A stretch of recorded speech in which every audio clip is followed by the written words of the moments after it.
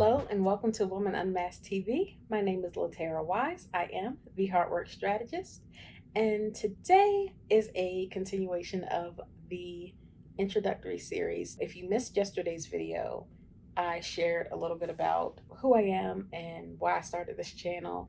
So today I'm going to be sharing guiding principles that I try to live by every single day and try to keep in the forefront of my mind when I am working through the fear of doing what I know that God has called me to do.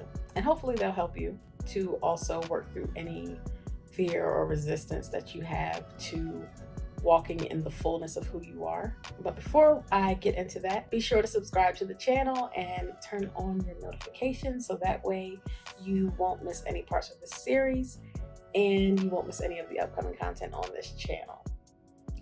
So the first guiding principle I want to talk about is the ministry of one. This is probably the most driving principle, I think, for me when I first started, because everyone has to start somewhere. You're not going to start at the top, reaching millions and millions of people. Sometimes you're only going to reach one person, but you show up and you serve that one person as if they were 1,000. You give them everything that you've got in you that you need to pour out and minister to them. Show up and serve the people who show up for you.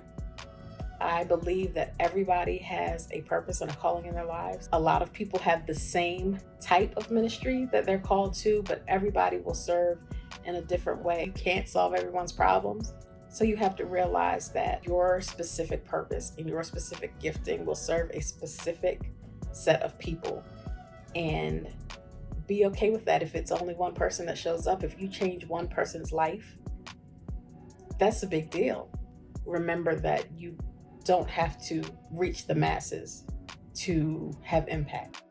So that kind of leads into the next guiding principle, which is impact and introduction. Our lives should impact others' lives in a positive way, and that impact should point them to God.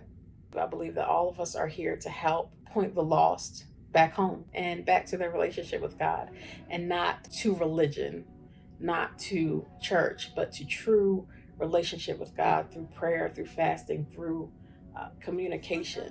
Your life may be the only Bible that someone sees. It may be the only word that they receive. You may be the only example of Jesus that they see. So it's important to live your life in a way that people who encounter you feel like they've encountered the Lord. Like I said yesterday, I don't always get it right.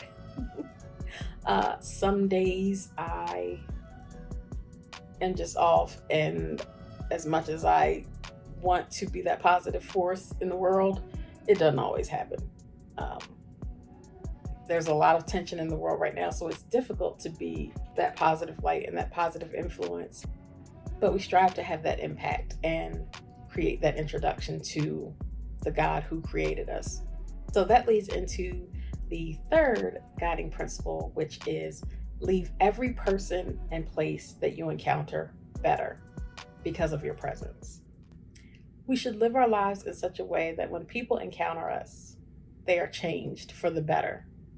When we walk into a room, the atmosphere shifts for the better. And this ties in again to guiding principle number 2. Our lives should speak to the peace and the joy and the love of Christ that fills us. It should fill us so much that we are overflowing, and our presence changes people. We don't even have to speak to them. We don't even have to have a personal interaction with them, but just by our presence, they know that something's different. Those are the guiding principles that lead my life. Like I said, I strive, knowing that I'm not going to get it right every single day, but knowing that I'm covered by grace, and that when I don't get it right, there is an opportunity for forgiveness, and there's an opportunity to get it right the next time or the next day. Now I want to hear from you. What are some of the principles that you live by? What are some of the things that guide your life? Share that in the comments. I would love to see. And maybe the principles that guide your life can influence someone else in the comments, and we can learn from each other. So, tomorrow I am going to share what I do as a life coach and as an author, where I focus on helping women heal from the trauma that they've experienced, helping them to realize that there is joy on the other side of pain, there is peace, and there is freedom in removing the mask and becoming who you were created to be. If you haven't already done so, be sure to hit the subscribe button and turn on the notification bell so you don't miss any of the upcoming videos in this series and the rest of the content on this channel. Thank you for joining me on today, and I will see you tomorrow for part 3 of this introductory series. Have a blessed day.